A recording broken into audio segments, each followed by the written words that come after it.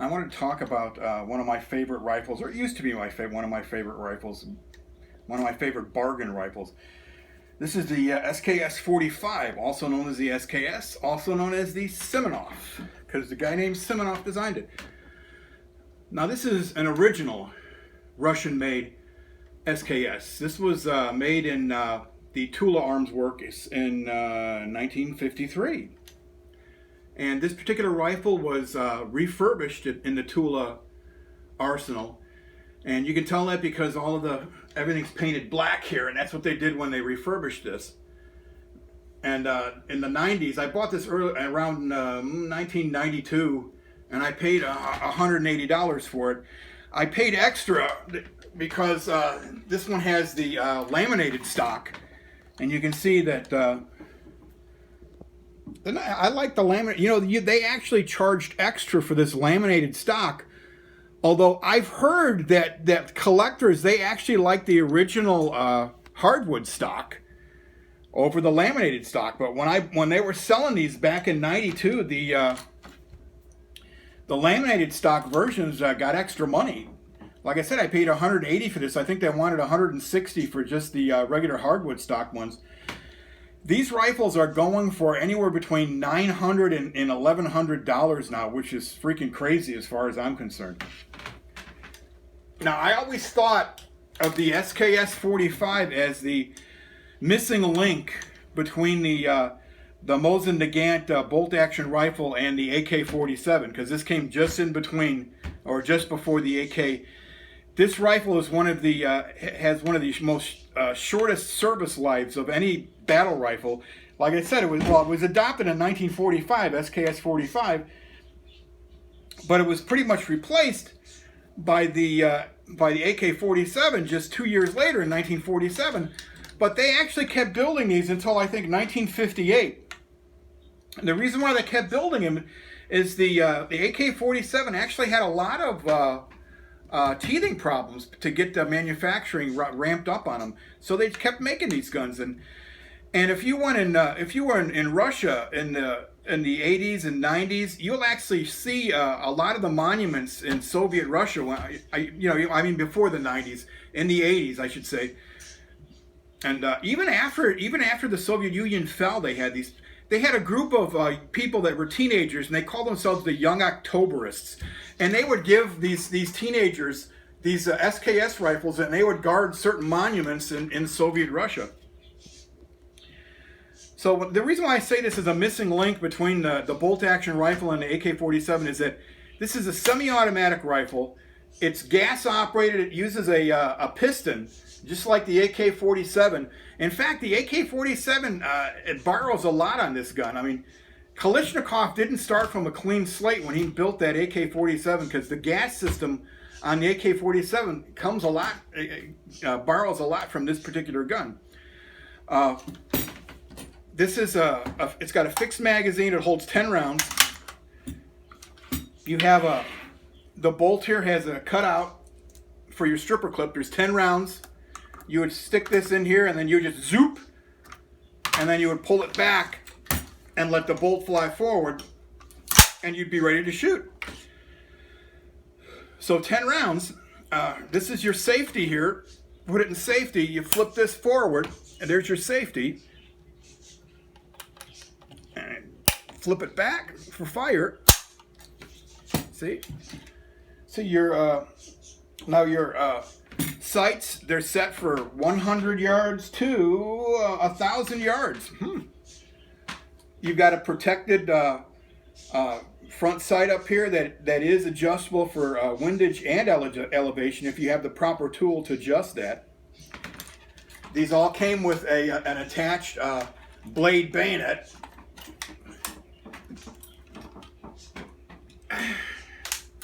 Scared a wife a little. Just kidding. And this is a beautiful bayonet. Nice and sharp. You got your blood trough in here. I'm not going to tell you what a blood trough is. You can look that up. It's sort of gross. There we go. Now you have a cleaning rod here, and your cleaning supplies is in the buttstock here. And I hate doing this because This thing is a finger trap. I always get caught with this damn thing.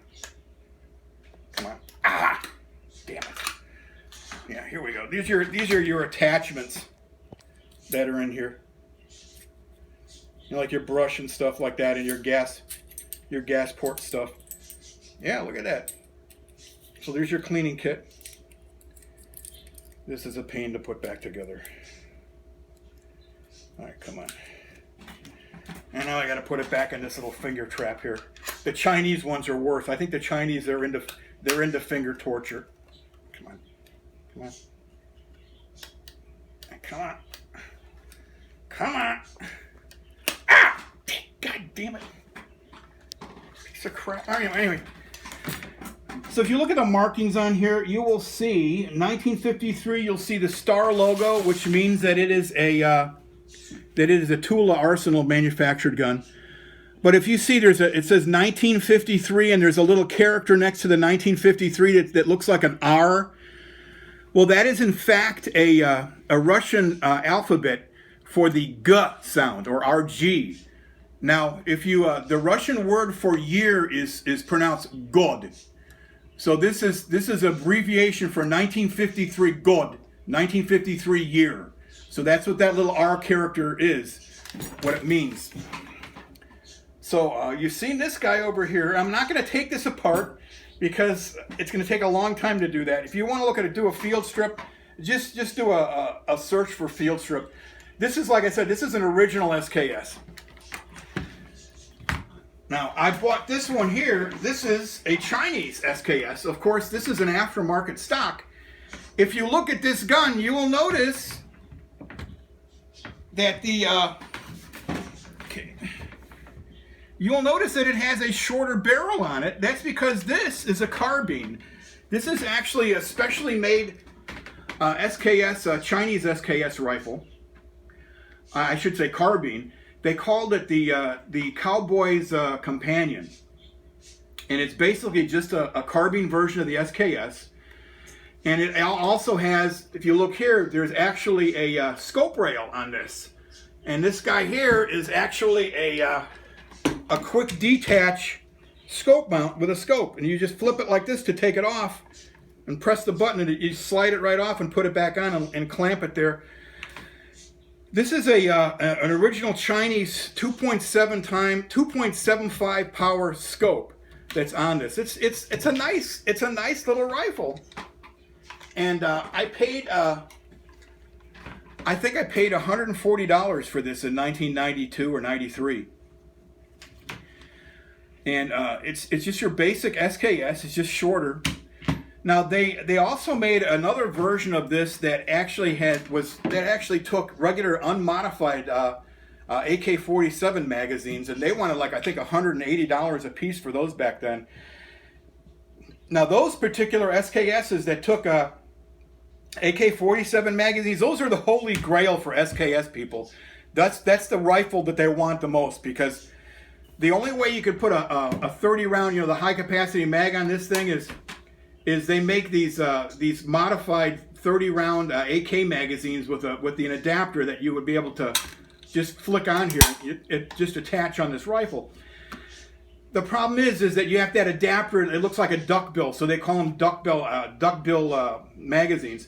The only other magazine you can get on this that's a high capacity is the Chinese. For a while they made a 20 round fixed magazine with a big star on the side. I've got one of those hidden somewhere. I never installed it on the rifle, but I got it laying around somewhere. I've always had, 10 rounds is always fine for me when I target shoot with this. And these guns would actually be good for hunting, because the 7.62x39 ammo is pretty strong. It's good for pretty much any kind of game hunting, small game hunting in the United States. Now this one here is the same thing. It's got a 100 yards to 1,000 yards, the same kind of sight in the front that's adjustable, same kind of gas system. And now a lot of people say this is what they call a Norinco SKS. Norinco was actually, I think it stood for Northern China Industries or something like that. Northern China Industry Company. Norinco is just a company that exported firearms and ammunition to the United States, and I guess in other countries. Now, the guns that they exported were made in various arsenals, various manufacturing places inside China. And you had to be able to, and so some of these SKSs that were made in some of these manufacturing places in China were sort of slapped together. A lot of them they used, a lot of them they would press the barrels in and use a pin to pin the barrels in instead of actually screwing the barrels in. So some of them were pretty bad. You could buy, back in the early 90s, you could buy one of these Norinco SKSs for as little as $80. But when I bought them and sold them, I used to have an FFL back then. And when I bought them and sold them, I got the ones that were a step above, that were made by the good manufacturers. And the ways you could tell if it was a good manufacturer, here, I'm trying to look at here, is you have to actually look on the rifle itself and the markings. Now, if you look at the markings on this gun, you will see there's a triangle with a 26 in it over here. You also have the import markings, stampings on it. But this mark over here, this triangle with a 26 in it, that means that this rifle was made at the Rifle Factory 26, which is one of the most famous rifle factories in China. Rifle Factory 26 has made rifles from the Model 53 Mosins. They made SKSs starting in 1956. They made AK-47 starting in 1956. So if you want to get a good Chinese SKS, get one that was manufactured in the Rifle Factory 26. Now, I want you guys to know, why is it that we can no longer buy newly made SKS rifles or ammunition from China anymore? And I'm going to tell you why you can't buy guns and ammunition from China anymore. There was a president, his name was Bill Clinton, and in 1994 he passed the assault weapons ban. And right after the assault weapons ban, about 4 months after that went into law, Bill Clinton, he put out an executive order that banned the importation of any firearms or ammo from China. And that's why you can't buy any new firearms or ammo from China. And because of that, I wouldn't piss on Bill Clinton if he caught on fire. That's just the way I feel about him. I really shouldn't say that, because that's sort of mean. And all right, if Bill Clinton, if he caught on fire, I would piss on him. But I have an enlarged prostate, and I got a weak stream, so he'd probably burn to death anyway. But I try not to wish bad things on people, but I just don't like Bill Clinton anyway. So you know something about some of these SKSs and the Russian ones, the Chinese ones. I haven't gone into some. They've got other ones. They got Yugoslavian ones, but I never got one of those. I just showing you the guns that I have. These original SKSs here, these guys are selling for $900 to $1,100 a piece now. Regular basic SKSs from China, Chinese SKSs, they're selling for like $700 now, which is nuts. They want like $800 or $900 for one of these because it's got the scope mount on it. Now, if you look at another thing you'll notice on this particular rifle from China is there's no bayonet on it. Around 1992 or 93, the ATF decided that bayonets were not sporting, so they made the Chinese not only remove the bayonets on the rifles they imported into the United States, they made them actually grind off the lug here, so you couldn't even install one if you had one. Now, I don't understand why the U.S. government is so crazy about bayonets. I've never heard of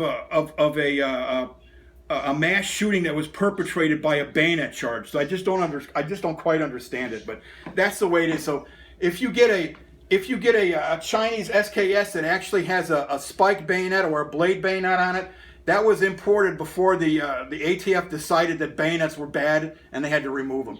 And this one, like I said, I got this in 92 or 93. So that was after the government decided bayonets were bad. Anyway, I hope you enjoyed this little video. And if you want to get one of these, I think they're outrageously overpriced right now, but they're good rifles. But they're just, to me, they're just too much money right now. But thank you very much, and thank you for the wife for videotaping this.